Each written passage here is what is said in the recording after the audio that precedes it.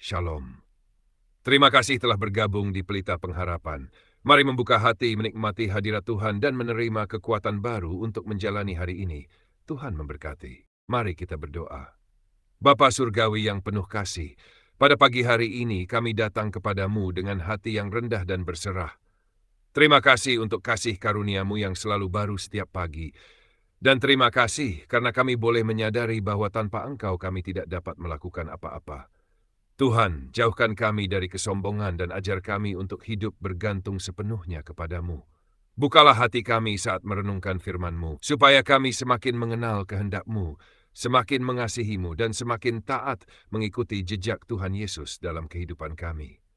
Biarlah Roh Kudus menolong kami untuk menerima setiap kebenaran firman-Mu dan mengubah hidup kami menjadi semakin berkenan di hadapan-Mu.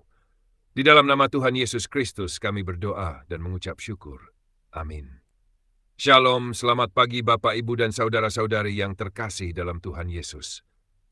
Sebelum memulai aktivitas hari ini, saya ingin mengajak Anda merenungkan satu pertanyaan yang sangat penting. Ketika berdiri di hadapan Tuhan, apa yang sebenarnya kita miliki untuk dibanggakan? Mungkin kita memiliki pekerjaan yang baik, pendidikan yang tinggi, jabatan yang terhormat, atau kehidupan yang terlihat berhasil di mata manusia. Namun apakah semua itu cukup untuk membuat kita layak di hadapan Allah? Tuhan Yesus pernah menyampaikan sebuah kebenaran yang sangat dalam. Kebenaran ini mungkin terdengar sederhana, tetapi sesungguhnya dapat mengubah cara kita memandang diri sendiri dan hubungan kita dengan Tuhan. Mari kita membuka hati kita pagi ini dan mengizinkan Roh Kudus berbicara melalui firman-Nya.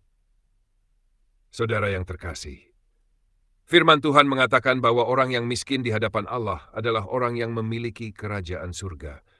Artinya, mereka akan menerima bagian dalam kerajaan Allah yang kekal. Ketika Tuhan Yesus berbicara tentang orang yang miskin dalam roh, Ia tidak sedang berbicara tentang kemiskinan uang atau harta benda. Yang dimaksud Tuhan adalah sikap hati seseorang di hadapan Allah. Dalam bahasa asli Perjanjian Baru, digunakan kata yang menggambarkan kemiskinan yang sangat ekstrem. Bukan sekadar kekurangan, tetapi benar-benar tidak memiliki kemampuan untuk menolong dirinya sendiri. Gambaran ini menunjukkan seseorang yang menyadari bahwa dirinya tidak mampu apa-apa tanpa pertolongan Tuhan. Pada zaman dahulu, orang miskin seringkali harus menundukkan badan ketika berhadapan dengan orang yang berkuasa. Mereka merasa tidak layak, tidak berdaya, dan tidak memiliki apapun yang dapat dibanggakan. Dari gambaran itulah kita bisa memahami makna miskin di hadapan Allah. Orang yang miskin di hadapan Allah adalah orang yang datang kepada Tuhan dengan hati yang rendah, bukan dengan kesombongan. Ia tidak berkata, "Tuhan, aku cukup baik." Ia tidak berkata, "Tuhan, aku pasti diterima karena banyak perbuatanku." Sebaliknya ia berkata, "Tuhan, tanpa Engkau aku tidak mempunyai apa-apa. Tuhan, aku membutuhkan kasih karunia-Mu. Tuhan, aku tidak mampu menyelamatkan diriku sendiri." Dan justru sikap hati seperti inilah yang berkenan kepada Tuhan. Saudara, seringkali manusia merasa dirinya kuat, merasa mampu mengatur hidupnya sendiri, merasa tidak membutuhkan Tuhan. Tetapi semakin seseorang mengenal Tuhan dengan benar, semakin ia sadar betapa terbatas dirinya. Ia menyadari bahwa kekayaan tidak dapat membeli keselamatan, jabatan tidak dapat membuka pintu surga, kepintaran tidak dapat membuat seseorang layak di hadapan Allah. Semua manusia membutuhkan anugerah Tuhan. Karena itulah firman Tuhan berkata dalam Efesus 2 ayat 8, "Sebab karena kasih karunia kamu diselamatkan oleh iman, itu bukan hasil usahamu, tetapi pemberian Allah." Keselamatan adalah hadiah dari Tuhan. Keselamatan bukanlah sesuatu yang bisa kita beli atau kita peroleh karena usaha kita sendiri. Inilah yang membedakan keselamatan dengan usaha manusia melalui berbagai cara untuk mencapai Allah. Banyak orang berpikir bahwa jika mereka cukup baik, cukup rajin beribadah, atau cukup banyak melakukan perbuatan baik, maka mereka akan diterima oleh Tuhan. Padahal Alkitab mengajarkan bahwa keselamatan dimulai dari Allah yang terlebih dahulu mengasihi manusia. Tuhanlah yang mencari manusia. Tuhanlah yang membuka jalan keselamatan. Tuhanlah yang mengulurkan tangannya kepada kita. Tugas kita adalah merespons kasih-Nya dengan hati yang percaya dan taat. Karena itu, orang yang miskin di hadapan Allah adalah orang yang menyadari bahwa dirinya membutuhkan Tuhan setiap hari. Ia sadar bahwa dirinya belum sempurna. Ia sadar masih banyak kelemahan dan kekurangan dalam hidupnya. Ia tidak membandingkan dirinya dengan orang lain untuk merasa lebih baik. Sebaliknya, ia terus membiarkan Tuhan membentuk hidupnya. Saudara yang dikasihi Tuhan, mungkin pagi ini Anda sedang merasa lemah. Mungkin ada pergumulan yang belum selesai. Mungkin ada doa yang belum terjawab. Mungkin Anda merasa tidak sanggup menghadapi hari ini. Jika demikian, jangan putus asa. Justru ketika kita menyadari ketidakberdayaan kita sedang berada pada posisi yang tepat untuk mengalami pertolongan Tuhan. Tuhan tidak mencari orang yang merasa dirinya paling kuat. Tuhan mencari orang yang mau bersandar kepadanya. Tuhan mencari hati yang rendah dan terbuka. Tuhan mencari orang yang berkata, "Tuhan, aku membutuhkan Engkau." Dan ketika seseorang datang dengan hati seperti itu, Tuhan tidak akan menolaknya. Selanjutnya, kita juga perlu memahami arti percaya kepada Tuhan. Percaya bukan hanya mengakui bahwa Tuhan Yesus ada. Percaya bukan hanya memiliki identitas sebagai orang Kristen. Percaya juga bukan sekadar datang ke gereja atau mengikuti ibadah. Percaya berarti menyerahkan hidup kepada pribadi yang kita percayai. Ketika kita percaya kepada Tuhan Yesus, kita menerima Dia sebagai Tuhan atas hidup kita. Kita belajar mengikuti jalannya. Kita belajar menaati firman-Nya.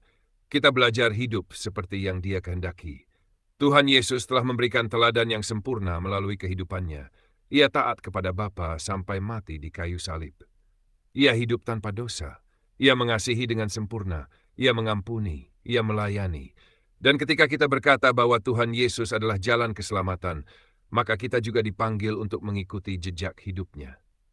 Bukan dengan kekuatan kita sendiri, tetapi dengan pertolongan Roh Kudus yang bekerja dalam hidup kita setiap hari.